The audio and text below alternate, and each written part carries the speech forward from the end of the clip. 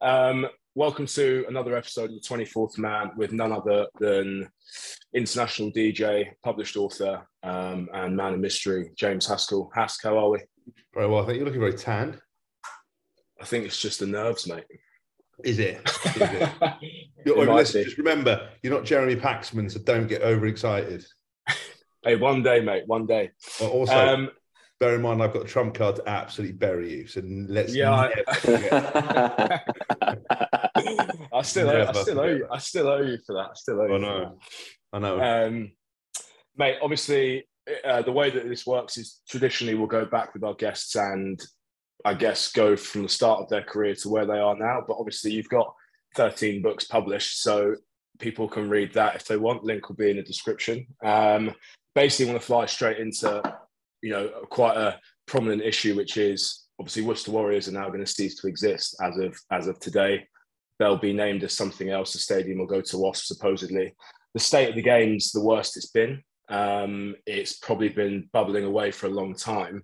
COVID aside, obviously a massive impact. How do you think we've ended up at the point that we are?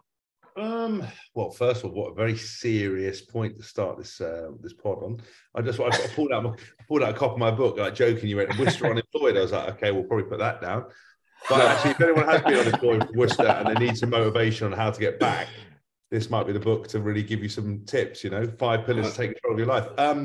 No, look, I think rugby's in a shit state for a long time because, truthfully, it's been run by a lot of old fuckwits don't really know what they're doing. People are employed because they were good players and good lads and good people, and they adopt all these values of the game. And actually, the grassroots game in the UK is amazing, but it's got nothing to do with the top level of the game. And I think people have got to stop linking the two. The top level of the game is a high performance, well, supposedly high performance, a high pressure business environment. You're there to entertain, to put on a spectacle. People are paid good money to do that. And I think, unfortunately, it's not been as professional as it could have been on and off the field for a long time. I don't think it's been run properly. I don't think it's marketed properly. I think people in rugby think that everyone cares about rugby and forgets that nobody actually does outside of rugby. It's probably a third tier sport in this country behind cricket. If you look at the number of people, I know it's down to the IPL, but the number of followers, even on Instagram,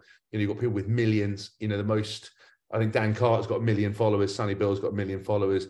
The highest profile UK player, maybe 600, 700,000, maybe, if that. Marcus Smith's the next big thing. He's got 200,000 maybe. And I just think the awareness of people isn't there. I think that we've been, people going about not being professional for a long time, but we've had lots of other sports to look at. And I think we need to kind of look at ourselves in a better way. I think that, we're sort of hamstrung by these ideals that we're trying to be all things to all men at all times, and this grassroots and all these values, forgetting, look, as I said, it's a business. So it's a sad day that Worcester's, no longer going to exist. I think there'll be a few more teams that are going to follow suit. And I think Wasp was a club that I absolutely loved. I loved all the players. I was never that keen on the management, never that keen on the way it was run, or the management off the field, not the coaches, but because I just don't think it was done particularly well. And, if you get greedy and I don't really know how you can fuck up a multi-purpose stadium that has, conferencing, music festivals, everything. I know COVID was difficult, but it's got a hotel built into it. Do you know what I mean? There's always a way to get out of it. That, for me, is the blueprint of how you move forward. So, look, I think there are lots of positive things about rugby, but I think the whole mindset of the game needs to change. I think we need to build players up to be heroes, like the NBA, like the NFL. If you ask, someone in America about rugby players, they wouldn't know anyone. If you ask us about NBA, LeBron James, Steph Curry, Kevin Durant, Kyrie Irving, you go, NFL, Tom Brady, Gronkowski, or just Odell Beckham Jr. There's so many people we know. We don't really have that over here. And I think we're quite frightened. I think we're quite middle class. I think we're quite scared of building that up. I think we've got tall poppy syndrome. So all of that goes into this melting pot of us being a little bit lost, a bit of a shambles, and never being able to make any decisions. Sorry for my rant. We actually had a good point. We had Benno on a couple of weeks ago, and Benno just said, what are we? Are we a community sport, or are we a spectator sport? And he was like, you've got to differentiate between the two, which leads me on to my, another point is, and not many people have spoken about this, and obviously all the fans would love to disagree, but I actually feel like the core values that everyone talks about and harps on about, I could even argue that they're holding the game back a tiny bit. They are. Massively. Because the problem is with rugby is, there's a lot of old boys living off old stories, and you can't fault their point in the timeline. You can't fault what they did. The lessons you learn at your local rugby club, the heroes, the boys and blazers, the father and son trips, the mothers and son trips, all that stuff, the character, that's all great. But that is not conducive to a professional environment. It's got nothing to do with a professional environment. And the problem is we tried to merge the two. We had the advent of guys being not professional into professional. Some guys had jobs, and arguably that they were better men. They're more mature, more kind of experienced with life. And I think the robots we're producing now, don't know anything else apart from professional sport. But I still think the guys in charge, the coaches in charge, the mentality, even the mental health side of it, the physical side of it, still a little bit behind where it should be. And I think the grassroots game does hold the game back, because I just don't think they're not mutually compatible. One is a family sport, which is volunteers, which is fun, which is competitive, which is paying some players, which is all the values. The top of the game, the NFL doesn't have a good amateur league, a grassroots, doesn't have one, doesn't need one. It's a top entertainment business where everything is marketed. And I think rugby is hard to comprehend at the best of times. I think it's made more difficult a lot by these rules and everything else, people tinkering with it all the time. I think, I don't think we market ourselves particularly well. I don't think, we manage ourselves. I don't think we promote ourselves very well. I don't think the fan interactions in stadiums is good enough. I don't think we've got, the fact the game doesn't appear on one singular channel. The biggest loss to rugby was losing that Sky deal. To Sky, it didn't make any difference, which just goes to show you that, that's how relevant rugby is on their showcase. But the fact you've got Amazon, BT Sport, ITV, Channel 4, and fucking, wherever else it is, you can't find it. So, how are you supposed to market a game? You can't find it, you can't promote it. No one knows where to watch it. You've got an aging kind of audience a lot of the time, and Twickenham, Twickenham is my favourite stadium to play, but equally just very quiet, very corporate, very kind of out of touch. They tried to put a light show on. I mean, I'm DJing at half time on Sunday, this Sunday coming, and the fucking, I've gone with Classic House. You can't really go wrong with it, but some fuckhead in a barber in red trousers, is gonna moan. I mean, the other day we had, I was with Crush the Spot. The other day we had some bloke.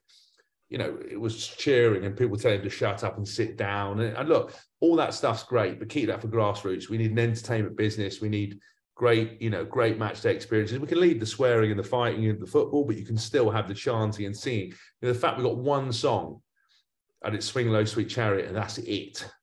And the best you can do is England. It's just awful, really. And I think the problem is the game's going to die because it's not going to attract other people.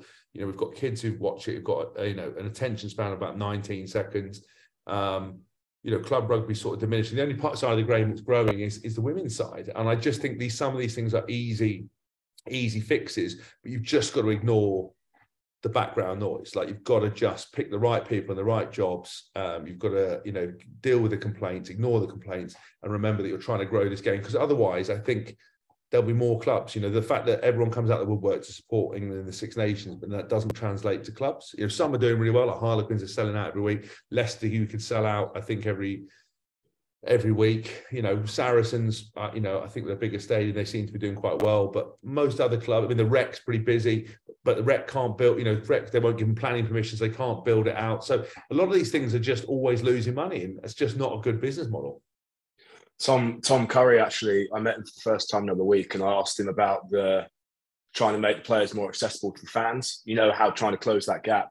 And he said that the bus walk, so obviously the walk that you've done plenty of times from getting off the bus into the sheds at Twickenham, he said they extended that by 15 metres to be more interactive with the fans. And that was literally, yeah. Yeah, I think the thing is as well, like, you've got to imagine the one thing I don't understand about rugby is how can you have a game that has huge collisions, footwork, jeopardy at all times, intensity, violence, and that not be a really popular game? When you've got football that can end, that can be 0-0 and people absolutely love it. And why is that? Because of simplicity. If you think about football, everyone jokes about the offside rule and no one being able to understand it. I mean, the offside rule would be our most basic rule. You know what I mean?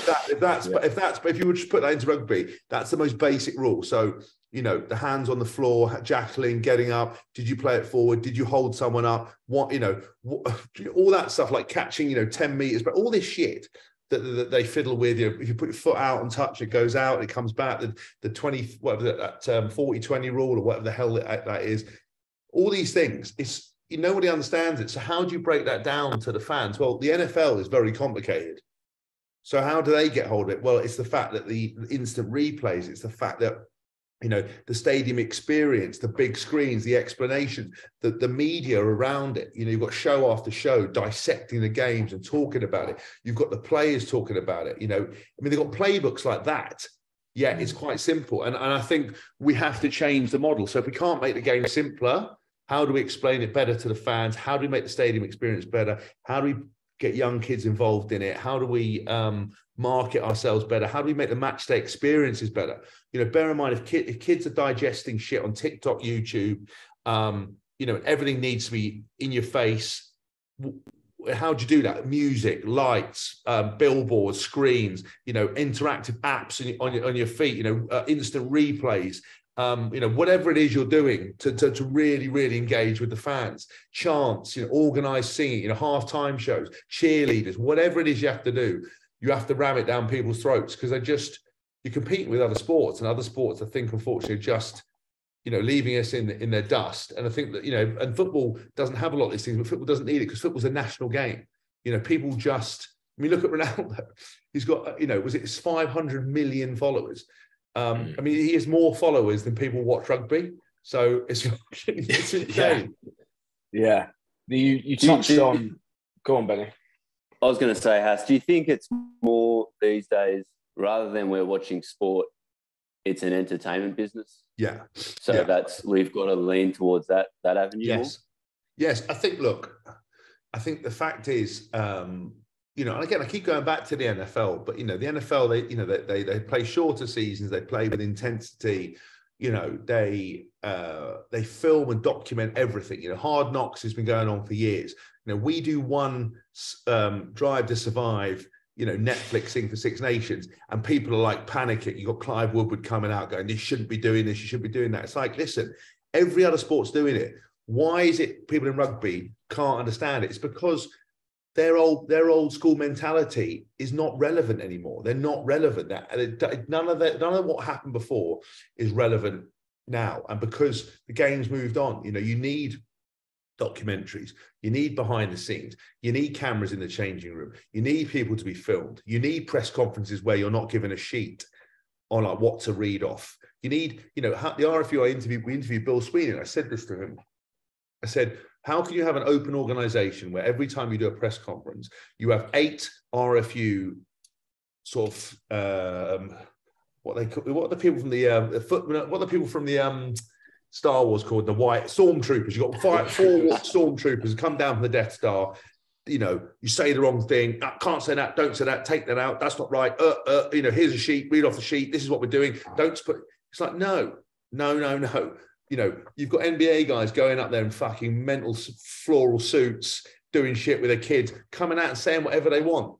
You need that, and you've got to stop doing it. And do you know what? Someone's going to get it wrong. Someone's going to say something they shouldn't say. Someone like me is going to fuck the whole thing up. You've just got to own it and move on and not be scared to it. You can't control it. And all we do is try to control the narrative because we're scared of upsetting Middle England. We're scared of upsetting, because if you look at it, a lot of companies, ironically, their staff watch football. The chief executives watch rugby. The people in power watch rugby a lot of times. Yes, they'll go to, some of the big companies will, of course, go to football as football's more popular. But more often than not, you'll have that. We're worried about offending them. Who fucking cares? You know, because otherwise there is no other option, I don't think. And I think you've got to understand it is an entertainment business. And you know, listen, Rome wasn't built in a day, but you've got to do better than we're doing. You know, we can't even get the contact stuff and the concussion stuff right. Like World Rugby, just come out and say no contact in training unless it's 5 minutes and it's self-driven and it's optional. Just come out and say you've got to have 6 weeks off at the end of the season. Get rid of all these shit tournaments that nobody cares about, that nobody wants to play in. You know, make the squad. You know, get rid. Look, I know the championships, it's fines, whatever. But you know, with all due respect, you know, you've almost, if you bomb that off, make squads bigger. You know, and make it like an NFL model. You had a training squad, you had a playing squad, you had guys that could drift in and out through injury. You had an opportunity, and if you didn't do, I just think it's a better model. I just don't see, you know, trying to play second team leagues, you know, championships, the Power Gen or the LV or the Anglo Welsh. Just bin it. Go back to proper Europe, proper Premiership, less teams, more intense, bigger squads, bigger cash, bigger thing, and make it that. And because I don't see any other time, like how can you have, you know, or did have 12 Premiership clubs, X amount of Championship clubs, trying to fund all that, fund grassroots, make it all work, stick to all the values, you know, look at all the medical care. We can't even get the medical care at the top of the game. And then we tried to rule change to help the grassroots thing. And it's like, we need to change the rule up there. And actually the grassroots thing was fine. What you could do is invest in better medical care, better guidance, teach people to tackle better in the Premiership. You know, put investment in players' retirement funds, get neurologists to look after players, not physios who've done a weekend course. You know, just all that shit was just so easy to do, but nobody can do it. And that's the hard part about it. And then, you know, I love Bill Beaumont, but like, what the hell does Bill do? Like, it's just, he was a legend of a player, legend of a bloke. But what, you know, like World Rugby, just make a decision and don't worry about it. Like, it took them years to change that eligibility rule, right? Because we're worried it's going to ruin the game. Tonga got Israel Folau, got all those players back. Tonga couldn't win a raffle. Like, don't worry about it. You got Charles Pierce that couldn't win a game. It doesn't affect anything. It just means you've got more personalities back play on the international scene, which helps the game. One thing that's a few Weetabix today, by the way, so that's what I'm. Hey, mate. Keep it going. Mate, it brings, obviously, it leads on to like, and I've experienced it obviously in Championship and obviously not as an academy kid, but you would have experienced it a lot. It's like nobody asks the fucking players what they think. And you'll be sat in meetings and they'll go, we've made this decision. You know, you're sat there and you're like, nobody's asking the players what, you know, again, with the Eddie Jones thing, I'm not sure how that went down. Obviously, you'll know more about it, but did they pull the senior players? Did they do an internal investigation properly? Or did they just get a crew of people together that didn't really like him and got him out the door? Well, do you see what I mean? Yeah. Look, I think 100% agree. I've never been consulted with anything. You know, Simon Massey-Taylor, who I like the Premiership, we were having a chat about, you know, I'd love to get involved in some more stuff because I never want to be that old curmudgeon sitting on the sideline picking apart everything. But you know, if you ask me, I give you. It's not just all the negatives. I can see what the positives are, and I can see how to change it, and I can see what needs to be done. And you know, like for example, we said we don't want a season extension, and they went yes, okay, and then they extended the season, and they asked the players, and we all voted against it, and then they did it anyway. And the point is that players are only interested in themselves because that's the nature of professional sport, and they'll get bothered about it for a minute, but then as soon as the season starts, your captain comes in and goes, right, lads, I know we'll be fighting about salary and COVID and everybody, we've got a fucking game to win. And everyone goes, yeah, let's start talking about it. And if you start talking about it, you're the disruptive one. So that's the problem. Nobody asks this. I think with Eddie Jones stuff, you know, I asked again, Bill Sweeney. I've got a lot of time for Bill. I like Bill. You know, I like all these guys. Like I love Clive Wood, but I don't agree with what he says a lot of time. But I like all these guys on a personal point of view. It's never a vendetta with me. And I'm talking to Bill, and he said he asked players. You know, I don't know. You can't say that. A lot of players I asked felt that he was the man to carry on, Eddie, and he hadn't lost the team.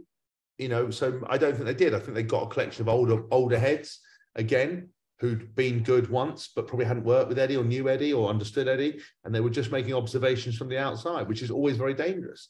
That's why I always tried to go, look, this is what I think is happening.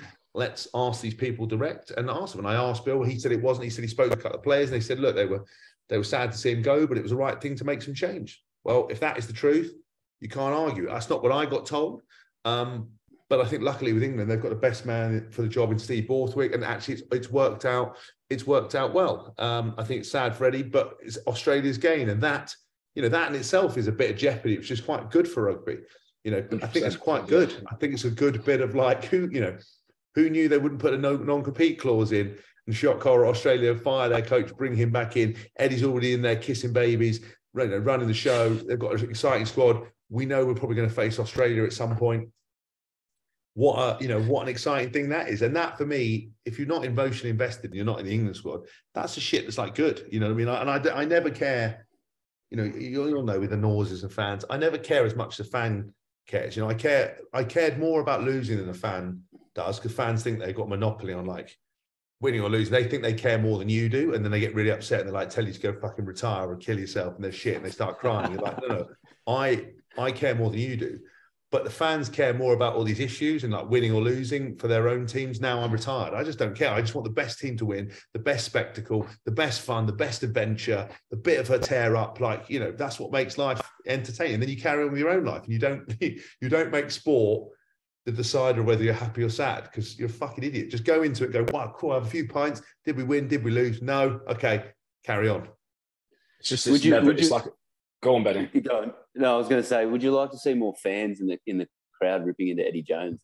I think fans getting into Eddie. I think I think fans chanting. I think fans singing. I think fans being a bit more organised. Just I think fans need to spend less time on social media, wasting their time talking to players, copying players in, criticising players.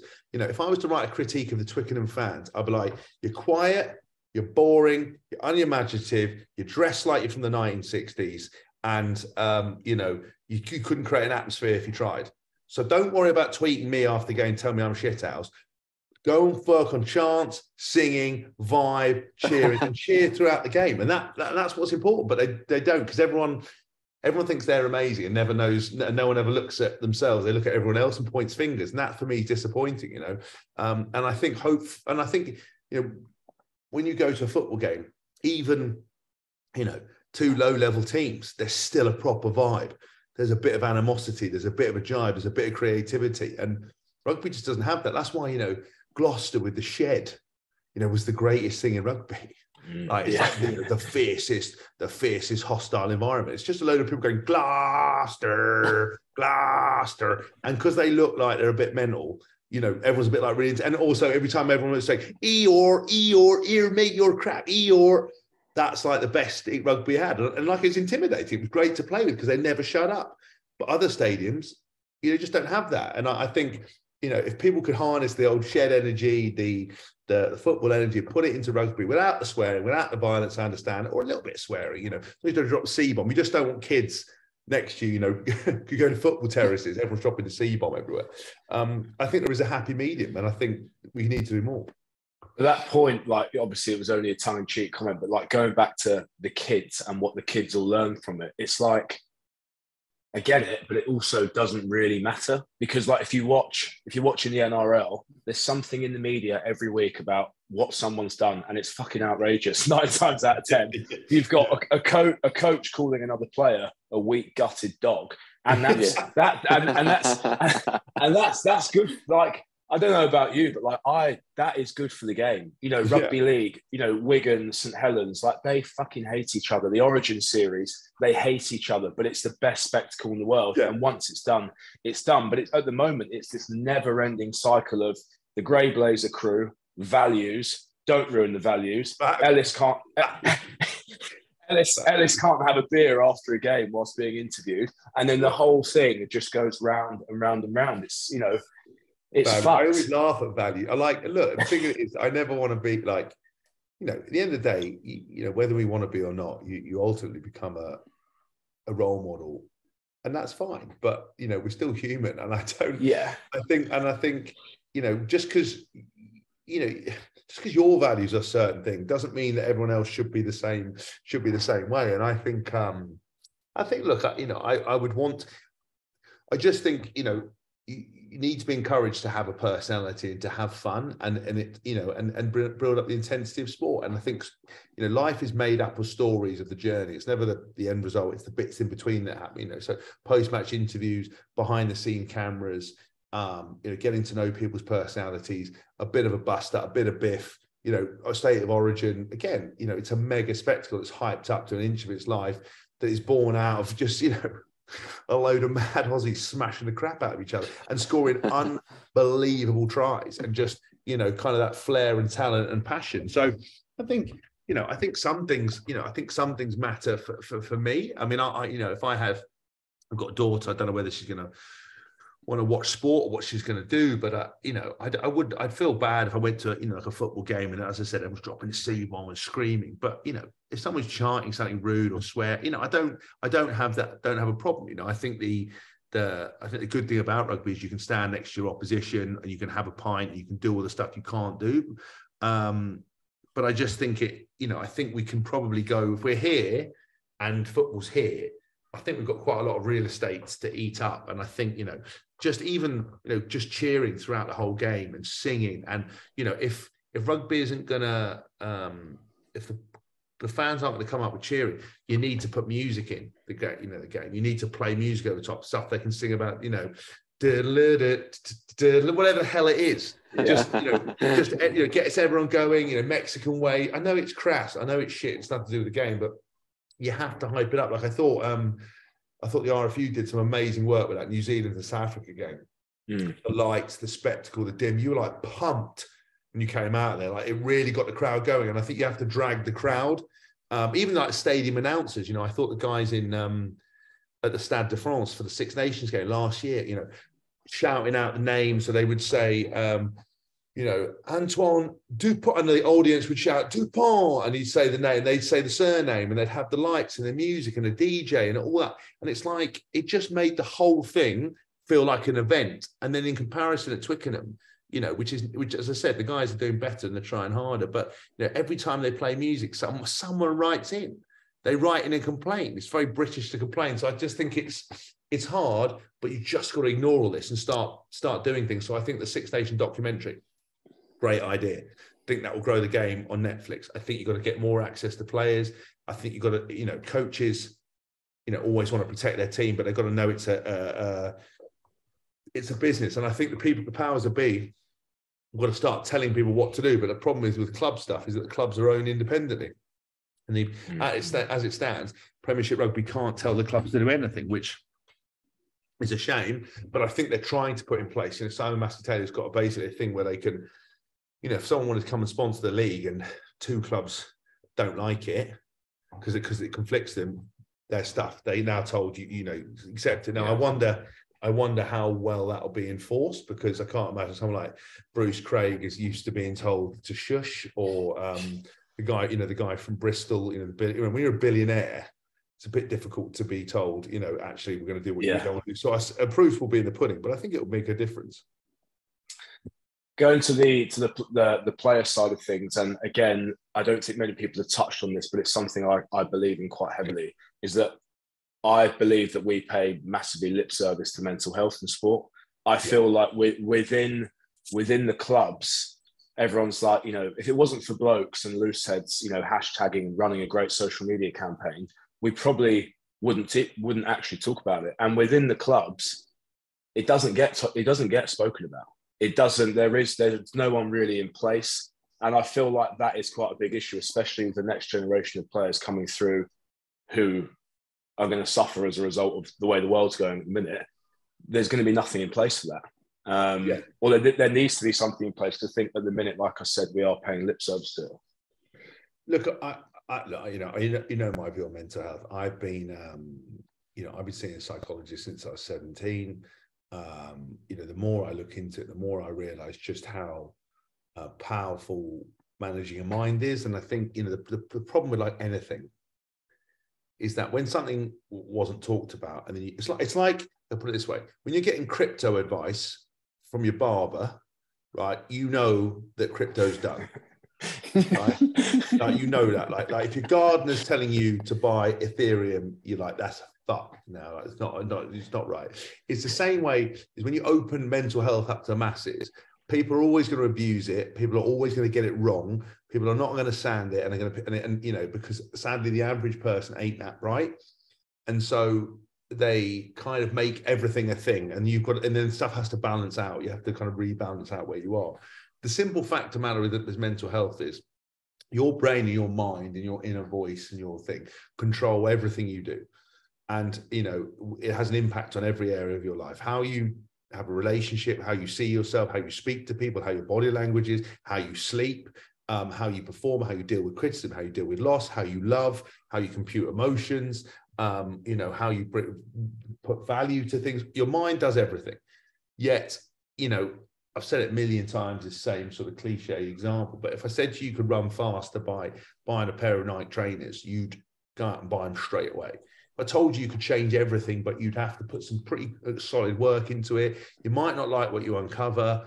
You don't need to have been diddled by your school priest or have had some tragedy in your life to qualify for mental health. You could just go, do you know what? When someone says I'm shit, it takes me a couple of days to get over it, or I don't really believe in myself, or I don't feel valued, or, you know, I wake up every morning at 3 a.m, you know, wondering what the fuck I'm doing in my life. And you know, if you just have to speak to someone and go, and the reason you speak up, again, it's not because you are like sharing your problem because you want some fucker to get a guitar out. You can sit around a campfire all like crying and holding hands. The reason you speak is A, initially to vocalize your own problems, so you probably realize them. B, so you know you can share what you're going through. But more importantly, is you find someone to share that with who gives you the tools to get better. Because if you knew how to get better, you'd be doing it, but you don't. So that's why you speak up. You speak up and then you match that speaking up with action. And that's where everyone goes wrong. It's like people just moaning all the time, going, I hate my life, my mental health, I've got ADHD, I'm mental health. It's like, no. Say you've got a problem, go away and find someone who's going to help you. And do you know what? You might have to kiss a lot of frogs to find the perfect princess or prince, or the same psychologist. It might be a hypnotherapist at work, might be a mindful coach, might be a fucking yogi, might be a Pilates instructor, might be you know, a Buddha, might be not Buddha, a Buddhist, might be whatever. Someone will give you a frame of reference. It could be a self-help, it could be The Secret, it could be Stephen Bartlett, it could be fucking whoever it is. There's something you will find that will click, that will then make you make sense of what you're doing. But then you have to revisit it every day.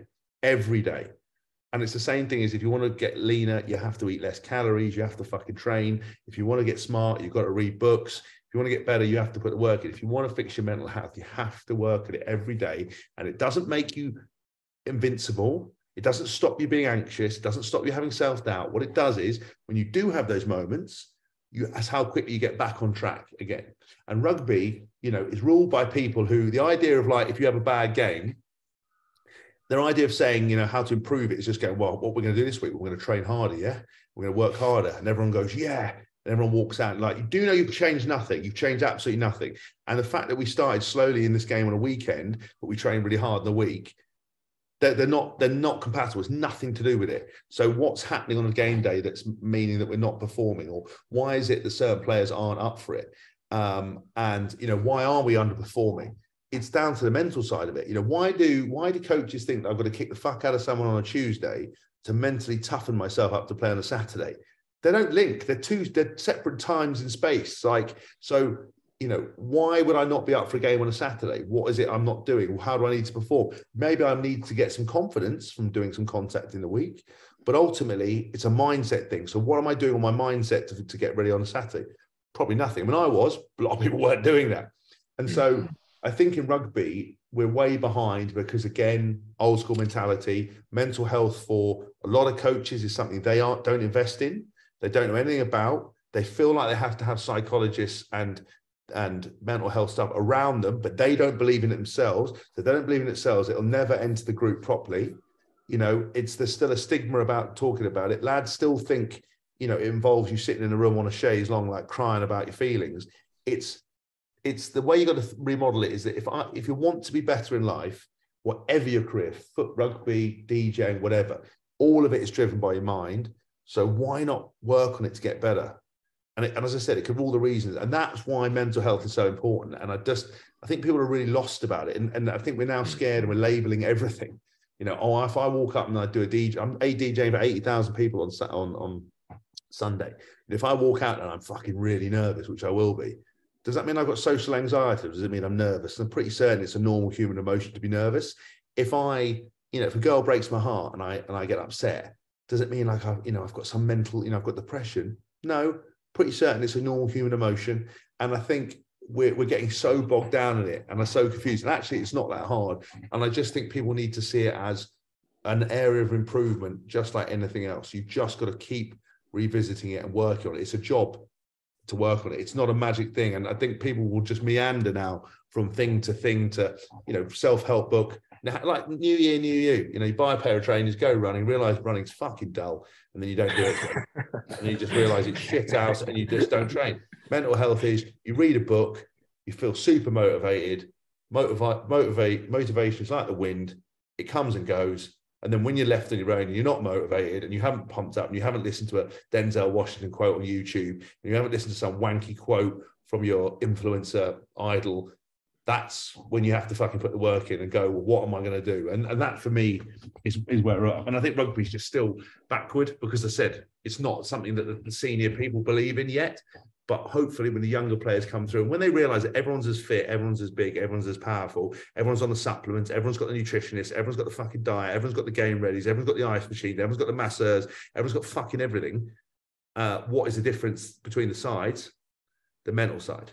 And that's where the most improvement can be across everything. And if you can harness that, control that, then you will absolutely dominate.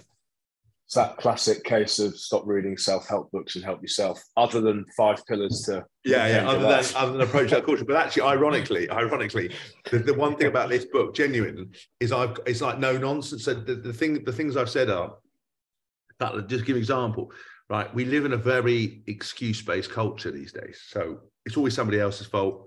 It's always everything's always the government's fault, someone else's fault, my parents' fault, my friend's fault, life's fault, work's fault. If the answer to any of the questions I'd ask you is no. So are you taking care of yourself? Are you looking after yourself? Are you developing yourself? Are you eating better? Are you working? Are you hustling? Are you, pursuing every job opportunity? Are you working as much as you can? Are you sleeping well? Whatever it might be, whatever question I ask you, if the answer is no to any of those questions, it's your fault. It's your fault. That's as simple as that. If your life is not where you want to be, it is your fucking fault. Now, I know it's easier said than done. I'm not a single mother with 3 trying to feed people in a broken home. I understand that. But even if you were to boil that down, there are probably ways of managing that, or you could be doing different or doing better in those situations. Now, it's not easy, but contextually, if you want to make any changes and you want to change what you're doing, it's up to you, because no one is going to come and save you. That's the only thing you've got to remember is there is no white knight that's going to knock on your door and say, I'm going to give you the life, the situation, the money, the body, the mind, the career, the car, the house, the partner that you deserve. But if you don't change it, you don't change it. And I think also, telling people that life's not a competition, teaching kids it's like about taking part. It is fucking not about taking part in any way, shape or form. And I'm sorry that people don't like losing. I'm sorry it's shit. Life's shit. Because if you don't understand winning or losing competition, you'll never get anywhere. And you'll always think you always think that just turning up's okay. It's never okay. Because if you're happy turning up, someone will turn up and absolutely smash it, take your job, take your money, take your car, and you'll be there going, what lessons have I learned? Oh, well, I'm okay if you're okay and we're all good and we're all equal. We're not equal. Nothing about humans is equal. Intelligence isn't equal. Physicality is not equal. Genetics isn't equal. Dispersion of wealth isn't equal. Nothing's equal. And so why are we trying to make it all equal? We can help the people who aren't less fortunate than us, of course. But stop telling everyone that they're special when they're unique and they can achieve everything. You fucking can't. Impossible. Adidas says impossible is nothing. No, impossible is impossible. If I want to be an astronaut tomorrow, ain't going to happen. I could just about go, I want to be a world-class DJ. Something's possible. It's possible. Might not do it, but it's possible. Know your limitations. Do I want to win a Tour de France? Never going to happen. Could I finish a stage in the Tour de France after years of training? Potentially. Would it be in a time that everyone would want to know? No. Impossible is impossible. Know your limitations. Do you know what I mean? The limitations, obviously, that a lot of professionals put on themselves in terms of their ability to actually speak up for themselves in certain environments, and if medical care is not right or contract talks are a shambles. When I was injured that year, and I think you'd done your toe coming back from Australia, I spent a lot of time around. Don't make it sound like it wasn't a proper injury, Slag. No. I think I was still academy player X in your eyes at that point. But obviously yourself, Kyle Eastman, was in the physio room, and one thing I took from both of you was that ability to actually say a spade's a spade, or that is bullshit. And did you always have that mindset, or did it, as your profile grew as a player, did you feel like you had that power to be like that, or were you always wired like that? No, do you know what? I actually regret I wasn't more like that. My last couple of years and I loved Northampton. I thought it was brilliant. They embraced me. I should have been way, way, way more forceful. I should have. I said, I'm just not going to do stuff, and not worried about that. And the thing is, I think why we have a personality like mine. We were very much an acquired taste, and people love to hate you. But the one thing is that I was a good squad man. I was a good team man. I'd always pull my weight. I would always do what I'm supposed to do. The lads, fans wouldn't be that keen on me, media wouldn't be that keen on me, but the majority of the lads would really like me and would put me in their team, and knew that I was a good guy. I was a bit prickly sometimes, but that was, because I was quite selfish and self-interested. I actually regret not speaking up more and not realizing. And I realized that I was an individual. I was an individual sports and playing a team sport. But I needed to look after myself, but I was good at playing the game. They'd tell me not to do extras. I go, yeah, I'm not going to do them. And I'd go and do them. What I should have said is not, done those stupid extra contact sessions, or those fitness sessions, or run myself to the ground, or let Northampton make me run 15K on my first day after being away for 6 weeks, and letting me do stupid shit that I didn't need to do. All because I was trying to prove myself in the new squad, and I didn't want to, I wanted to make sure that Dylan respected him and Courtney respected him. I should have just gone, fuck off. As long as I turned up and played on the weekend and trained majority of the time, I should have done less. And that for me is a real regret, because I didn't get to finish the World Cup where I wanted to, and I didn't, and I probably could have done, or I probably could have fought a bit better, and I could have been smarter if I'd been even more selfish. And I was pretty selfish, but I just think, I think rugby, again, it's those values, all for one and one for all. And actually, I think, being a bit more individual and having that confidence to say, I'm not going to do that, and when you question stuff, I think questioning stuff in the right way is important. Don't question a coach in front of all the other players. Don't mug people off. Take the guy to one side and go, look, why am I still here at 4:00 in the afternoon when I've done all this? Well, because the head coach doesn't want you to go home for everyone else. That's not an answer. That's not an excuse for making me say, I'm not going to do this session. If you tell me I'm going to do this session because it'll make me better, I'll stay and do the session. Testing me, your footwork, your mobility is not great, and your acceleration is great. Tell me in the last 6 weeks what I've done to improve those. Well, nothing. So don't tell me the test is not good. You're the one coaching me. You've got me for 8 hours a day. You can't make me better in 8 hours a day. If my training doesn't look like stuff that's going to improve my mobility, improve my acceleration, harness my points of difference, which is physicality, ball carrying, and destructive tackling, and breakdown. If that's not going to, nothing about that's going to enhance it, you're wasting my time. And the problem was that I let that slide for so many years, and I was better at doing stuff than others, but still, man, the last few years I should have just done way less, focused solely on playing, made sure that I was absolutely flying in the week. But not pushing myself, not wasting my time doing shit extras, looked after my body. And because I couldn't have reinvested in myself anymore. I think a lot of players don't do that. I think a lot of players, if you get paid an okay money, I put in my time in physio. So I was always seeing physios, extra coaches, strength coaches, nutritionists, buying good food, supplements, looking after myself. So I would be a better player. And then like NFL players, they've all got trainers and masseurs and extras. There's one NFL guy that would go back to his sort of lab, he can't play a game, go in there, massage, doctors, therapists, drips, hydration, boom. He'd come out 2 days later like he hadn't played. Now, obviously, we've got a much more stringent drug testing stuff, and that's the right way of doing it. But still, the principle of, of looking after yourself and really reinvesting in yourself, and from everything. Like Johnny May is a great example of an absolute professional. If he's not in his red therapy sauna, he's on his ultraviolet light, he's in his hyperbaric chamber, he's on his, game ready, he's on his stretching thing, he's on a cycle of ultimate professionalism. And I was like that, but I just was not selfish enough with stuff at clubs. And I think, unfortunately, a lot of players are bullied into doing stuff because because it's not encouraged, because we have tall poppy syndrome, because also, in football, when you've got a player earning millions and way more than the coach, if the coach says you can't do that, the guy just gets fuck off, call my agent, and he's off. Rugby doesn't have that, and that's probably a good thing because we self-police better.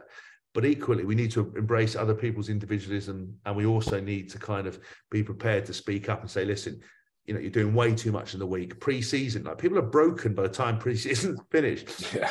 What like pre-season should be an opportunity so you can enter the season flying and feeling good, not like you're absolutely buckled and you can't do more. And I think it's just, again, doing more is not better.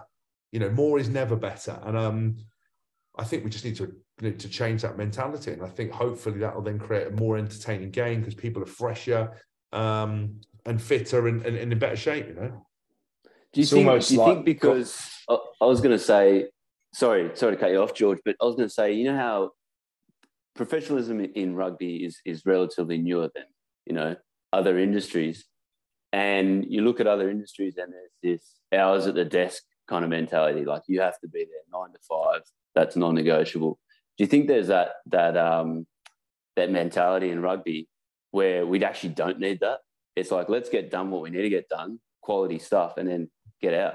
Do you know the best way to manage rugby would be to look at the players and look at their individual needs, right? And look at what it is you want to get out of these players and what's important. Like, if you've got a point of difference, so Billy Vanapoli's ball carrying and his, kind of a defensive tactic, that's what you want Billy doing. Yes, he's got other skills. He's a good link player, but those are the kind of important things. Everything about Billy's week should be about improving his acceleration, keeping him fit, keeping him in shape, improving his ball carrying and his tackling, getting him ready to absolutely fly on the weekend and be fit and healthy to do that. Shouldn't be anything else. You don't want him managing, yes, he can manage certain skills that are maybe a deficit, but you don't want him trying to do everything. Equally, there will be other players that will need to work on the same thing. So suddenly you've got a group of players. It's not like you need one coach per player. How many big lads could improve mobility? Almost every one of them. So, make mobility an important part of the week. Make it something you spend time on in those sessions. Yes, you've got team training, but the emphasis on the player is, to learn their roles, to go through it. Training doesn't need to be 100%. It needs to be full on. You need to feel good. You need to do what you need to do, but it needs to be individualized. You don't need to be out there for hours. You need to be things need to be thought out. You don't need to kick fuck out of each other. You should be really fresh, and it should be a focus, as I said, beginning of the week, recovery, looking after yourself, areas of personal development that are going to help you be better. And everything should be geared up to making that player better. And like I said, for me, it was mobility. I didn't need to get any bigger, needed to just, put a bit of, do a couple of, one weight session per week, one little power session, not long, no longer than half an hour in the gym, not trying to break records. Everything else was about, acceleration, catch the ball at the line, jackal work, breakdown, and then slotting into a team session, boom, ready to play. And that's it. And you don't have to stay all day. You could be in and out in there, by lunchtime. And I think that, and the owners should have been more on the players and give these players responsibility. Know your roles, learn your roles. And if you don't, you're fucked off. And you see it in NFL. Again, I say that, playbooks, video time, put some time in, off your feet, learn the moves, go through everything, get everything sorted, do walkthroughs, and get on with it. You don't need to be in for days. You don't need double days, double sessions, full on contact. It's just not worth your time. You want to be fresh, flying. And look, pre-season could be some areas of development.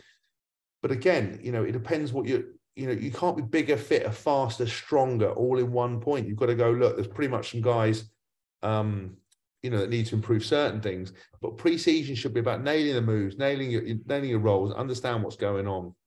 Put some time in, some phased approach. Like, look, we're going to hammer some weights here if you need to get bigger. The onus is on you to do some optional stuff.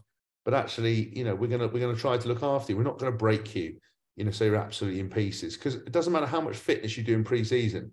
The first game, you're still fucked anyway.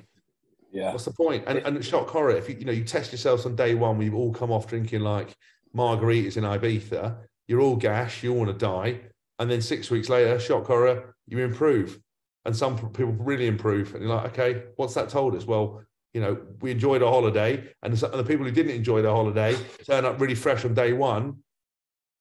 So they haven't rested because they're so scared about fitness testing on day one. It's like, what's the fucking point? It's just like, awesome. Yeah. It's like that 5 week layoff is going to be the most detrimental 5 weeks of your career. And it's like you can't chase that 5 weeks for 3 months. Like you haven't lost that, and you're not going to gain it in 3 months. No. And it goes back to, like you said, football, Ronaldo, NFL, NBA. Players have the power because they're valuable assets to the organization. And if Lionel Messi, Ronaldo, whoever was like, I'm not training today, but I'll be okay for the weekend. If that was in rugby, 9 times out of 10, it's like, whoa, you've got to train Tuesday, otherwise you can't play on the weekend. Yeah. And it comes back to the products of the game, the characters in the game, being those superheroes that you talk about, which is so important. And then that leads me on to the cancel culture. Obviously is massive at the minute, but within sport, I actually feel like we're holding players back from being their true self in that sense, because the backlash is 10 times stronger than the encouragement of being your own person. And obviously you probably dealt with a lot of heat from being James Haskell, the businessman, not James Haskell, the rugby player. James Haskell. Yeah, but you see what I mean? It's like they don't see the full picture. It's only the outside looking in. And I think fans more than ever now, and I guess you could argue members of staff, they don't appreciate players being themselves. And unless they are allowed to continue to do that, they won't ever be accessible. We won't ever be the superheroes. No, I think. I mean, look, you've got all my favourite topics. I've been ranting my arse off here, so I'm giving you some definite things. So I'm going to improve your listenership from 10 to 20 by the end of the week. Mate, we were on a couple million last week. Was it? Sorry about that. The cancel culture thing. It's hard because social media is not a place for context, because there is none. It's not a place for debate. It's not a place for agreement. You got to change your mentality. It's for business. It's for business. It's for self-promotion. It's, I wouldn't, I don't respond to anybody anymore. I mean, I keep doing it. And I'll do an annual year, and then I'll say something, blow myself up, lose a couple of sponsors, cost myself money, even though I get attacked. And I just come back, and then I'm like, why did I do it? I'm costing myself money. Like, that's my worst, that's like my antithesis of my life. As soon as I start costing myself money, I'm like, fuck. So social media should be seen as a business. Clubs should see it as a business. I love the club's sort of revolutionary kind of promoting, the signings, that's been done for a while. I thought Bristol social media, I think, is probably the best. They do some amazing social stuff there. Other clubs have tried to do some funny stuff, and they've all sort of freaked out a bit and panicked a bit in case they don't win. And you can't, it's like, look, just don't worry about it. Like, just put out what you're going to put out, allow players to have their own personalities. Look, I don't think you should be sharing opinions on social media. I think it's about business. It's like, if you've got a video, post a video. If it's an insight, post an insight. Don't go on there and start sharing your opinion, because more often than not, your opinion doesn't make any change. And I think the mentality in rugby should be promotion, interaction. Let some jobs worth reply to people, but let players be on there. But don't get, just don't be getting on there and like going, referees crap. It's like pointless. Well, how does that serve you? Like, how does that help you? Like, I know it doesn't help you unless it's helping you, promote you, make you money, advance stuff, or inform. Just don't bother doing it. And so I'm always, stunned by these journalists, these old people, and some of these rugby guys. It's like, you've got to just change how social media around rugby is used. And, you're never going to change the fans, but just don't worry about it. Just putting stuff in place. If someone replies to the fans, if they get irate, and I just start mugging fans off in a funny way, like Wendy do, or KFC do, or was it Wendy or like Aldi? as well. Aldi just pulling people's pants down left, right, and centre. It's like that is a good use of social media. You're not offensive, you're not swearing, but you're being really smart, and it puts people back in their place, and it increases people wanting to interact. I think players need to change the way they see social media. It's not a place to shipmate friends. It's a great place if you're single, if you want to slide into a few people's DMs, crack on. But it's not a place for anything other than business.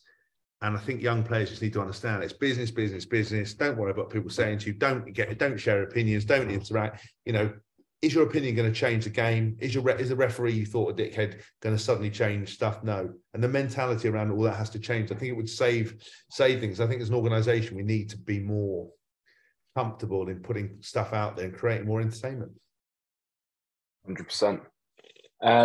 Mate, we'll probably wrap it up there. Obviously, I know push the time. Obviously, brand new daddy in the world. Congratulations, by the way. I've actually got to practice my set for bloody weekend as well, so that's going to wake the baby up as well.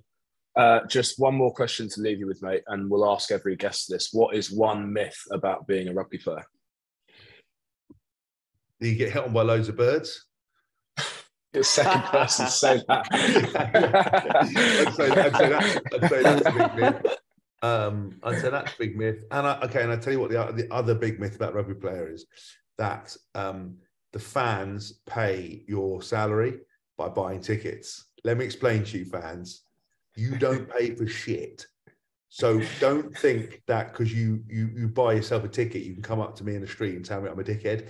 You're not entitled to. Your money in investment doesn't help me. Your money wouldn't touch the sides. You have to, we're losing a lot of money. Yes, at Twickenham and the sellout. Yes, that is slightly different again. But again, it wouldn't cover, the players' salaries. That's through sponsorship. That's through a lot of other parts. So I think, no birds, and you don't really cover the sides. So just relax with your, I've had that for blokes. Well, I pay £80. I can tell you my thoughts and opinions. Like, yeah, you can't. And also, I don't play anymore, and I've got no governing body. So if I knock you out, it don't matter. No, the only other person I've got to deal with is the police. Not, or if you are going to stand me down, it just won't work. Not that I do that because I'm a lover, not a fighter. Yeah, obviously. No, but mate, thanks a lot. Really appreciate it. You've been great. Appreciate you giving us time. Let's try not to get me cancelled, lads. You're welcome. And thanks for having